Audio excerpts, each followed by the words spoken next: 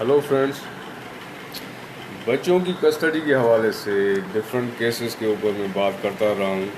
اس حوالے سے کافی ممبرس کی طرف سے کافی سوالات بھی، موسٹلی آئی تھنک یہ وہ ٹاپک ہے جس میں بہت زیادہ سوالات بھی آتے ہیں اور دوست حضرات جو ہے جاننا بھی چاہتے ہیں.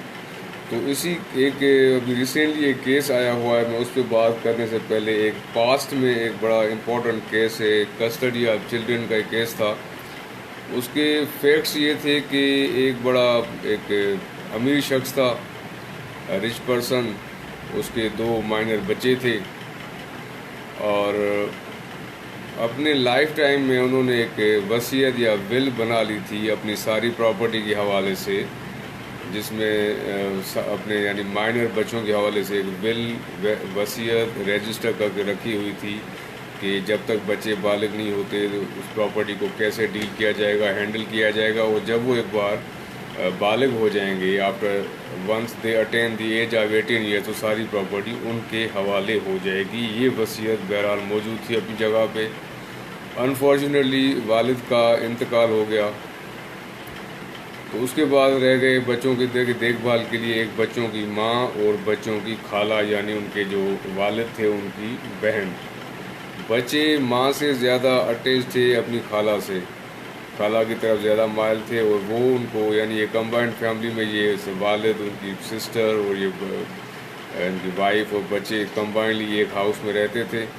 تو جب والد کی ڈیتھ ہو گئی اور وصیت بچوں کے حوالے سے موجود تھی، تو یعنی خالہ اور جو بچوں کی ماں تھی ان کے درمیان یہ معاملات، یعنی بیسکلی اس کیس کے ڈیٹیلز میں جانے سے پتہ چلتا ہے کہ main concern was the property, جو کہ مائنر بچوں کے نام کر دی گئی تھی ایک ول کے ذریعے، ایک رجسٹرڈ ول وصیت.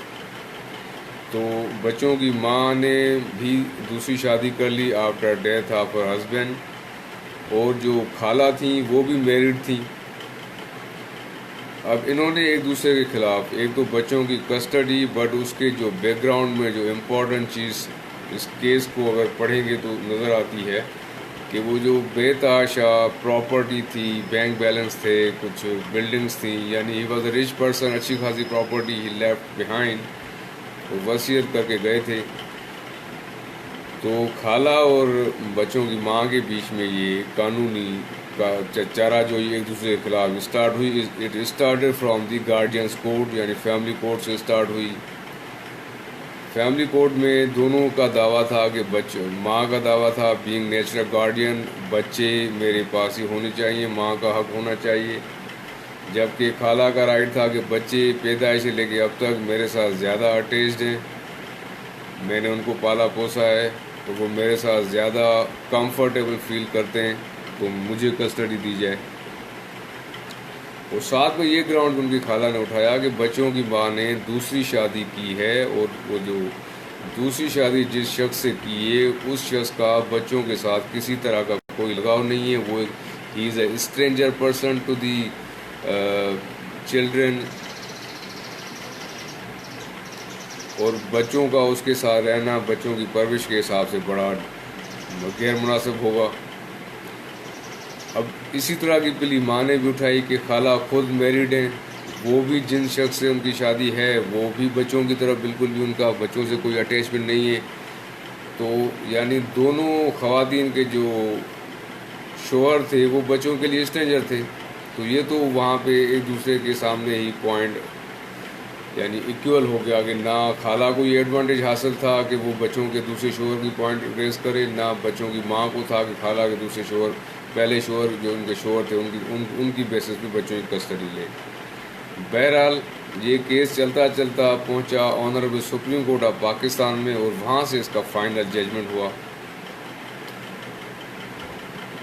اب ہوا یہ کہ ہمارا مذہب اسلام بھی ماں کو بہت اعلیٰ مقام دیتا ہے، اور بچوں پہ سب سے پہلا حق ماں کا ہے، ایون باپ سے بھی پہلے ماں کا حق ہے. اور مدر بینگ نیچرل گارڈین اس ججمنٹ کی ماں کی فیور میں اگر بچے ماں کے پاس ہی رہیں گے اور خالہ کے پاس، خالہ آتی جاتی، اس آرڈر میں یہ لکھا گیا کہ کیونکہ ماں نیچرل گارڈین ہے بچوں کی، سب سے پہلا حق ماں کا ہے. مذہب بھی یہ کہتا ہے، ہمارا اسلام اور پاکستان کے قوانین کے مطابق بھی ماں کو پریفرنس دی جائے گی جب کبھی کسٹڈی کی بات آئے گی مائنر بچوں کی. مگر یہ ضرور ہے کہ خالہ کے لیے بھی اس ججمنٹ میں لکھ دیا گیا کہ خالہ ریگولرلی ان بچوں سے ملتی رہے گی کیونکہ بچے ان کے ساتھ اٹیچڈ ہیں. اور as far as the property is concern, اب پراپرٹی کے حوالے سے بھی honourable supreme court of Pakistan نے کچھ اس میں آبزرویشن دے دی کہ کسی بھی طرح کی ایسی فیلنگ نہیں آنی چاہیے کہ جو بچوں کی ماں نے جو دوسری شادی کی ہے، دوسرے جو ان کے ہسبینڈ ہیں، وہ کسی بھی طرح سے بچوں کی پراپرٹی میں سے کوئی ایڈوانٹیج نہیں لیں گے. اگر لیتے ہیں تو وہ غیر قانونی ہوگا.